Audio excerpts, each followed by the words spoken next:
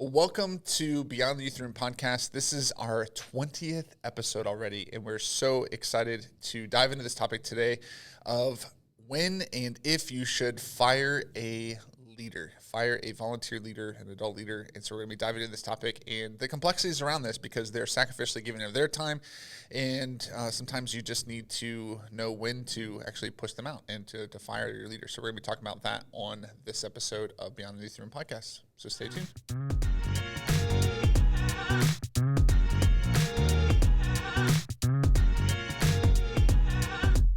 Now, before we get into our episode, we want to shout out a few of our listeners on the podcasting platforms, and we have some data on some pockets that we were kind of surprised by location-wise, because we're filming this and recording this in Northern Virginia, and yet we have some listeners across the world. So, Ryan, fill us in on who we should shout out to different locations around the U.S. and around the world. Yes, so I know on our YouTube platform, we have listeners from over 20 different countries? At least, yeah. There's quite a lot here. So, I mean, top one, not surprising, United States, and then We're we have number one. a good audience in Canada. Okay. We have some United Kingdom. So, shout out to you guys that are watching our YouTube stuff on the UK or in the UK. Excuse me. We also have Australia, South Africa, India, Germany, Philippines, New Zealand, Netherlands, Sweden, Ireland, Mexico, Spain, Kenya, and several more down here. But yes, those are the primary ones. So World tour coming up. Yes, we need to go on a world tour apparently. And so thank you guys so much for tuning in and watching our content. And then from the podcast side, from the podcast where do we side, have some listeners from? we've got a couple different countries as well. Canada, France, and South Africa. So hi Don in South Africa. Yeah. We know Don's holding down the fort there. But in the US, we have listeners from over 18 different states. Virginia, of course, being number one. But our second ranked state with the most listeners is going to surprise you. And again, I wish I wouldn't have told you this before because you would have never guessed it. I would have never guessed it. Our number two state is Iowa.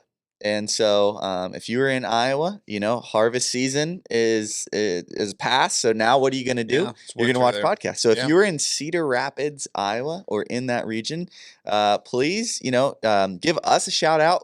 Comment below. We'd love to. Yeah, we'd love to know who you are. There's like a growing audience in it's actually pretty large. Yeah, like 17% of our U.S. audience is in Iowa. Yeah. And so apparently you're sharing it locally with your friends because our audience is growing there. So thank you for that. And we'd love to know who you are. We don't know who you are personally. Yep. And then the third state that stands apart is Tennessee. So the volunteer state. As we talk about firing volunteers today, we want to shout out the volunteer state. Great transition. Specifically in Arlington, Bethpage, or Murfreesboro. If that is you in Tennessee, thank you so much. We'd love to hear from you. Checking out. Yeah. So we want to make sure that we know who our sponsor is today. So Edge Clubs is sponsoring this podcast. This is who we work for, and we want to shamelessly plug free training because we have nothing to sell you. Literally, we don't have any products to sell you. We create this content on our podcast, and also the training that we have, the digital community, the digital training that we have on edgeclub.org/training. is all 100% free to you. And so you can head over there to edgeclub.org/training to access the Gospel Advancing Ministry training, our bread and butter, how we train students to be student missionaries. So our student missionary training is available to you free of charge over on the website there. Now, today's topic is somewhat of a touchy topic. It can be a touchy topic because there might be lots of youth leaders that have volunteer leaders, whether they're even paid or not. Sometimes they're just a volunteer as well, who are leading a team of adult volunteers. And sometimes you have to make that hard decision of firing a leader. I've been there several times, and I'll share two instances. One was a lot easier than the other. I mean, not easier in the sense that it was still a difficult conversation, but it was an easier decision than the other one. And so we had a teenager who graduated from our ministry, they aged out, and then they wanted to still serve. They were in college now, but they were local, so they wanted to serve in our ministry, and we have kind of a just a standing rule that if you're a recent graduate, you can't serve other high schoolers because there's just not enough age separation there. Yeah.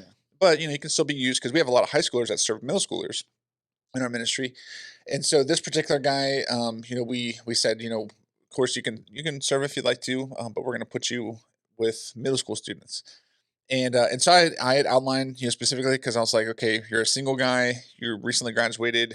We want to make sure that there's like a clear boundary now that you're graduated out of our ministry. You are not to, romantically involve yourself with any student. Like even if you're literally like a year older than them, just that crosses a boundary for us. Like obviously not a thing that we want to be doing.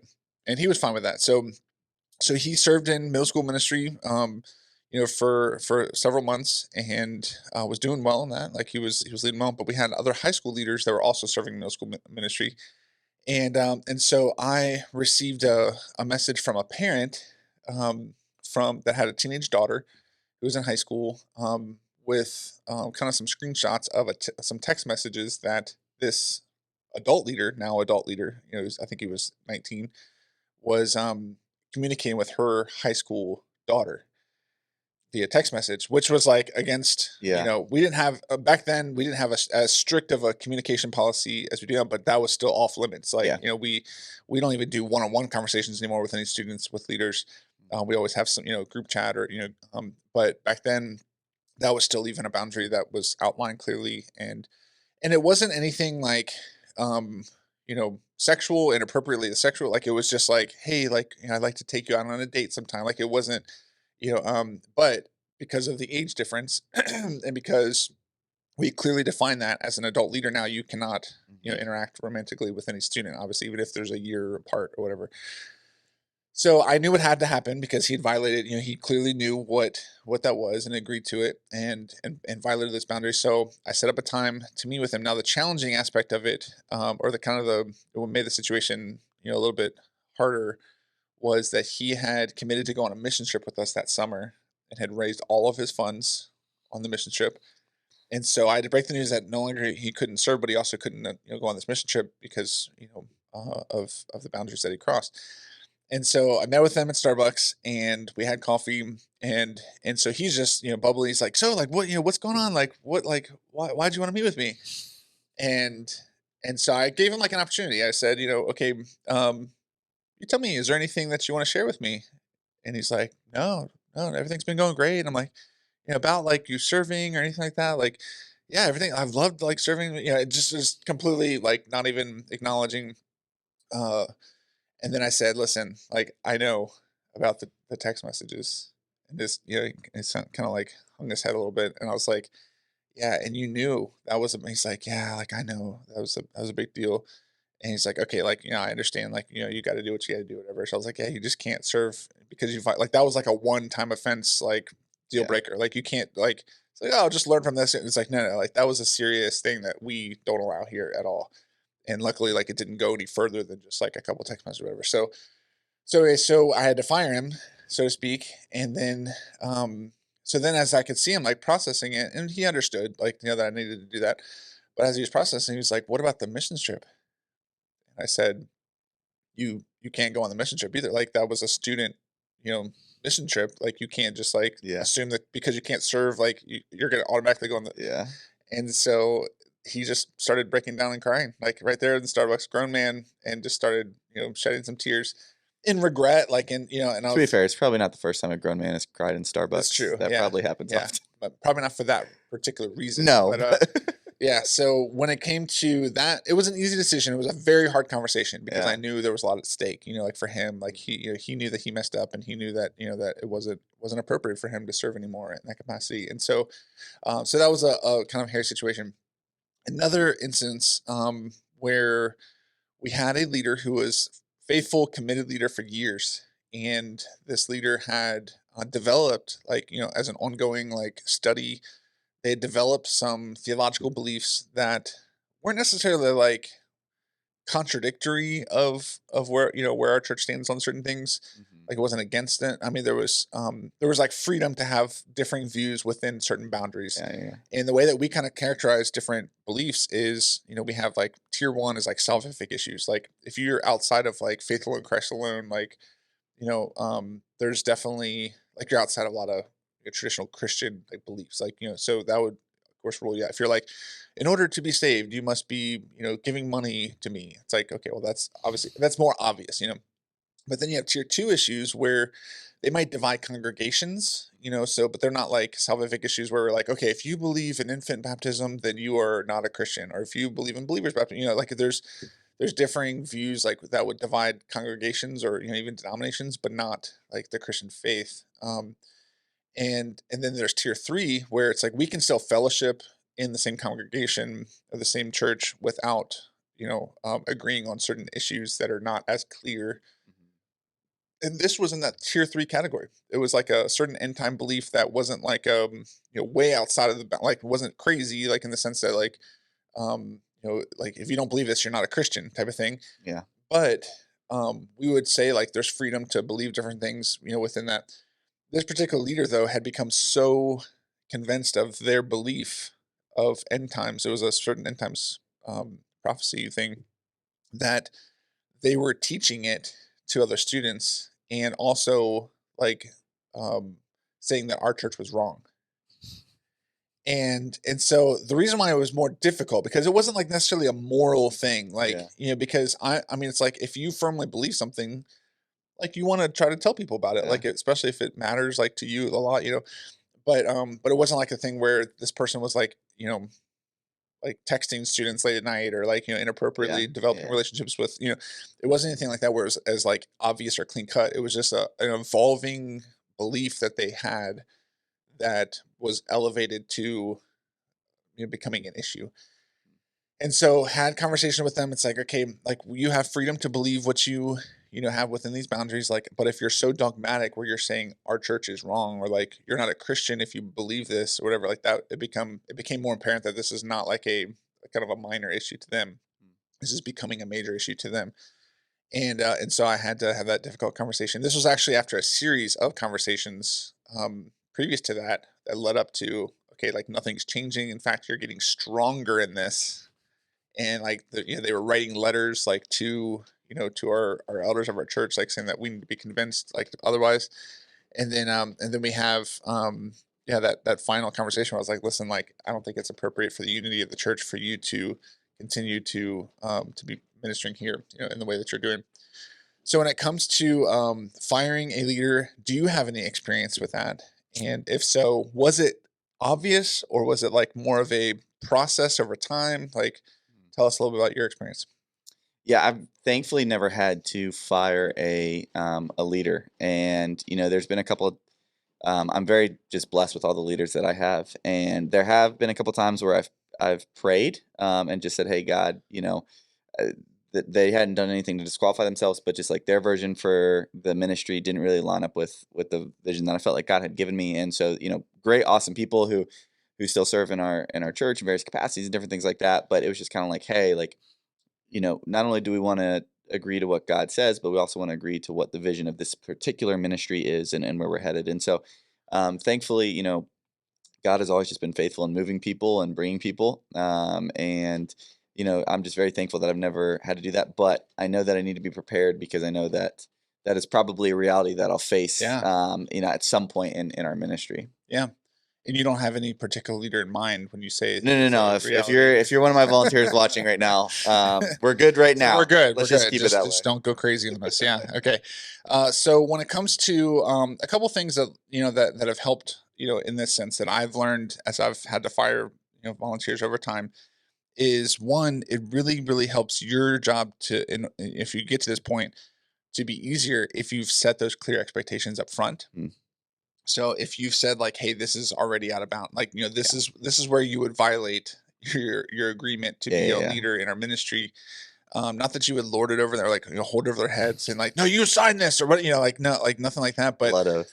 a lot of times it's, I mean, especially if you have maturing believers, like sometimes we have just people that are still. I mean, obviously they're still growing, just like all of us, and they may not be aware. It's like, wow, like I didn't realize that was wrong or Yeah. like that, but if they're teachable, that's a whole nother issue. And so when it comes to setting those expectations, we have like a digital communication policy that we have our leaders sign and agree to. We have, like expectations, that we set for our leaders, that where if they're violating an expectation that, like we'd have a conversation about it. Mhm. And then of course, if there's stuff that it's like way obvious, like, hey, like I slept with my girlfriend, um, that would be a clear, like violation of like moral conduct Mhm. that we would ask from our leaders. And so when it comes to, even those hard conversations, avoid getting to the situation where you're having to tell them that that's wrong in that moment. Yeah, you don't have to explain it in the moment. What? Yeah, I mean, I remember this was a student example, but I mean, we had, yeah, like stuff with teenagers. It's so funny. It's like, well, no one told me that I couldn't, finger paint with my socks at camp on the wall. Like, we shouldn't have to tell you that. I mean, but like, Yeah. but in that, in it, like they probably really didn't understand that that was a wrong thing. Like Yeah. in the moment, in the weird. But with that though, to make sure that you're clearly defining expectations up front, I've also learned to vet leaders way more than um, than probably necessary in Yeah. some instances. Like, just make sure that they can share the gospel. Like, in other words, you don't want to get in a situation where you're like, I don't know about them, but I'm going to put them in charge of students. Yeah. It's like, no, no, no. Like, you want to make sure that they are vetted, that they are dependable, that they're solid, like, theologically, like, that they're walking with the Lord. They have a great, vibrant relationship with Jesus, and they would uphold those values that you have as a ministry. And then one thing that I've really benefited from over the years is making sure, like, because you might vet someone, they might be great at time, but then, similar to that second story that I told, where just over time they evolve into something different, like Yeah. where convictionally they, they change their beliefs, or they, do something different. And so with that, like, I found that caring for them spiritually is such a huge way of ensuring that you don't have failures down the road. So in other words, like, you don't see them as just a role to fill or just a task to accomplish, whatever like that. That these are people that are walking with Lord too. They're gonna get things wrong. They're gonna, but to realize like that you're shepherding them so that they Mhm. can in turn shepherd students or invest in students. And I think we had said this before we started recording about how important it is to even have. I mean, I'd rather take an understaffed, Yeah.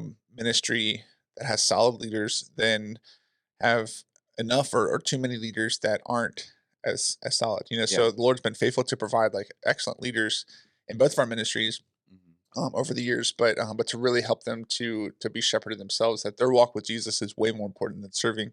Yeah. And that expectation actually helps to alleviate the stress of having someone move on, to making them available for other ministries. Yeah.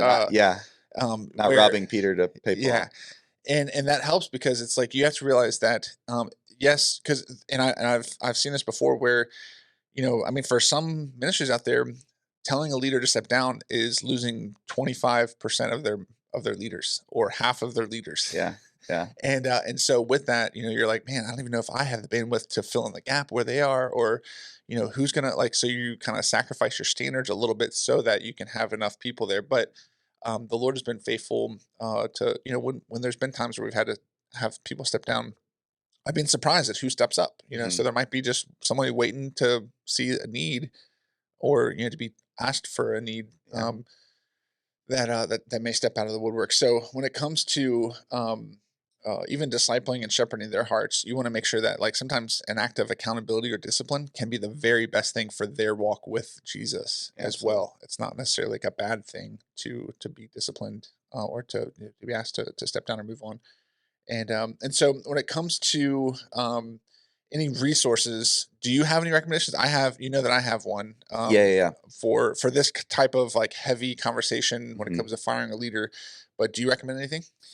So Henry Cloud, anything by him is great. He's most known for Like his the book. Bible. The Bible is just excellent source of.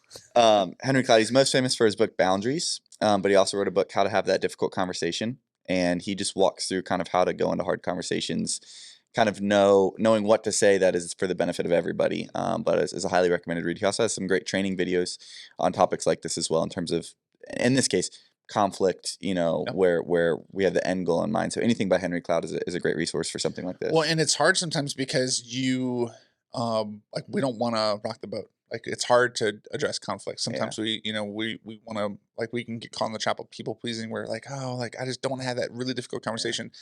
And I found that other leaders are usually aware of what's going on.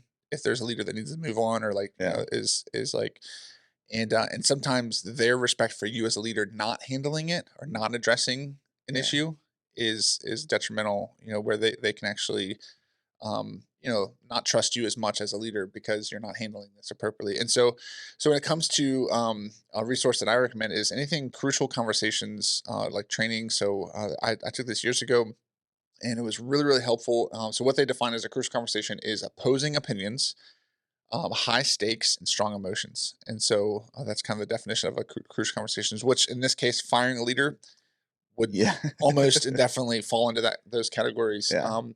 And sometimes the reason why you have a crucial conversation is because you want to make known brutal facts that must be known. Like, in other words, you try to be as factual as you can. And that's why even documenting, not like in the sense of like keeping a file on every leader of like every time they mess up something, like, no, like You don't have this? don't keep a record of wrongs. I'm not gonna say if I do or not. And so anyways, with that though, like to like address things as they come along, so that if you do need to ask a leader to step down eventually, it's not surprising. Yeah. When you're like, listen, we've talked about this several times. This has not changed. If you were in my situation, how would like if you were observing the same kind of behavior, what would you Yeah. do? And that helps them to kind of understand why it's important for them to step down. And so some of the principles is, from a crucial conversation is, one, give grace for small offenses, realizing that like sometimes people may rub you the wrong way. That doesn't mean that you should fire them. Like, no, it's like just because you might have personal preferences that don't align with how they do things. So make sure that like what you're frustrated with them about, or what their grounds of firing is actually like moral, or like expectations, or like to where you can point to a scripture verse like to back it up. Like it wouldn't be just like a I just don't like, they're not my friend, so I'm going to fire them. Like, no, I don't think that would come down to it. But yeah, just make sure that you're giving grace for small offenses, but run towards that conflict. Don't just avoid it. Like I said, address that as it come along. And so we have a clear picture from Matthew 18, of church discipline, where we go to them individually. So in other words, the only time, um, if the only time bringing stuff up is in front of other people, like that could be a bad sign, of not really handling this properly. So go to them individually, and then if they're not repentant, or they're not like turning away from the sin that you're helping correct, then bring two or three other people to kind of be as witnesses, and to kind of affirm like, no, like this is something that's not just like Keith's preference, like this is Yeah. from scripture. And then take them before the church. Like if they're still not repentant, then there is a overarching church discipline aspect that should be happening in healthy churches as well. And just realizing again that that's church discipline, or even like firing of a leader, is sometimes some of the best things that could happen for them personally to grow in their relationship with Christ. And so with that, we're going to move into a couple rapid fire questions. Now, when we were practicing this before, they weren't exactly rapid fire. They took a little bit longer because some They of were the explanations. questions, Yeah, though. they were questions, but not rapid fire questions. So I'll throw in some Caveats. no, not even caveats. I'll throw in some ones that you're not expecting. Okay. Okay, all right. So one, when it comes to firing a leader, keep or fire. If a leader posts a picture with alcohol at a party on social media, would you fire them, or Are they of drinking age? yes? Okay. They're over 21. Depending on the picture and how Mhm. bad it was, I would keep, but say we're not going to do this again. Yeah. So just a conversation at least, Yes. and that would kind of depend on your church's policy on alcohol, or where stance or view or whatever of Yeah. alcohol. But yeah, I mean that would and we found that like teenagers, they don't really, if they see someone drinking, they're like, oh, that's okay to get drunk. Like they just Mhm. associate like drinking with drunk, because that's what happens when teenagers drink. Yeah. Is like they're not like sipping wine at dinner, like unless you're in a different country probably. But Yeah. in the Not U.S., in the U.S. teenagers For are the we drinking just for the talked about purpose. those who Yeah. are listening outside of the U.S. Yes. But Yeah. yes, It's hard for teenagers in America to not associate yeah. drinking without drunkenness. So be above reproach in that. But yeah, a conversation. Okay, a leader makes an inappropriate comment about a student, but not in front of the student. What kind of inappropriate? Yeah, that would really depend on that would really I was like, Because I yeah, might be fired if I just say fire on that one. yeah. Inappropriate. Never in a Yeah, if it's like toilet humor versus like inappropriate like yeah. sexual Or just like comments inappropriate or in terms whatever. of like, okay, it's true, but you shouldn't have said it. Like, Yeah. you know. Uh, Yeah. I would say like one that would be like it would be a red flag, yes. but I don't know, definitely a conversation to be had, but not necessarily like you're fired on the spot. Like, Correct. yeah, definitely Inappropriate in terms of like sensitivity if to you said something that you're like, oh, maybe I shouldn't have said that because this kid annoys me. But Yeah. yeah, if Well, anything, and there's a lot of things that I've noticed. If and this is what I primarily look for in a good leader is humility and yeah, teachability. yeah, And if they're like, no, I said that and I'm fine with that, like then that's a whole nother issue. Then if like, oh my gosh, like I'm so sorry, like I didn't really mean that. It yeah. was But okay. if they said it in front of the student, that'd probably have to be a Yeah, that'd be a difficult thing yeah. to recover. All right, so a leader has a differing theological belief than your church, but they say that they'll never talk about it to students or other leaders. This is why I have an elder oversight. They get to make these Just bring decisions. in other people. Yeah, probably. Well, as we were talking beforehand, I think I might switch my answer on this one because Okay. I think I would say in this case, this is on the front side. I just think if somebody's already coming in and if it's the tiny thing, then okay. Yeah. But if you're starting to differ on maybe a larger thing that isn't salvific, Mhm. then you kind of have to ask the question, okay, what else do we differ on? Because obviously with systematic theology, normally one thing leads to something else. So something like infant baptism, where if somebody believes in infant baptism, because I think you mentioned that earlier, it's like we can still go to the same church as long as you don't believe that's necessary for salvation. But I might not want you in with students where we're being super, super clear about what we believe is a church in believers baptism. So Yeah. if you're a Presbyterian friends out Yeah. there, Well, please and I would don't. say But on the same line, like, I would say it might frustrate you to be here. Like yes, if you're that convicted about a certain yeah, belief, like and know that we teach something different, like every time we teach it, you're gonna be like, nah, I don't believe this. yeah. So I mean, like just for your sake of unity and like and just Or saying for like I will students, follow the leadership of this church. we have to be so unified because it has to be the same message over and over and over Yep. again in order for them to understand it. So if there's Yeah. any cause of like, well, this leader kind of believes this and this, that can be difficult. Yeah. And so I've had conversations like that where I'm like, I don't have like a personal issue like with your Absolutely. view. Yeah.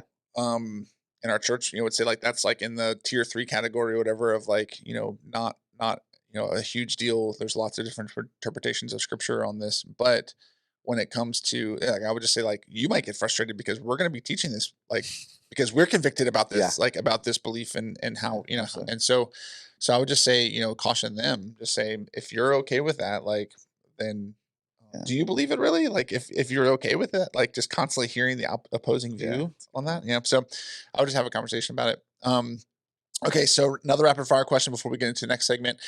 Um, is it okay for a leader to be a Swiftie, to be like so wholeheartedly like for Taylor Swift, like just wears Taylor Swift t-shirts all the time, listens to her music all the time, even spends a significant portion of their income going to concerts?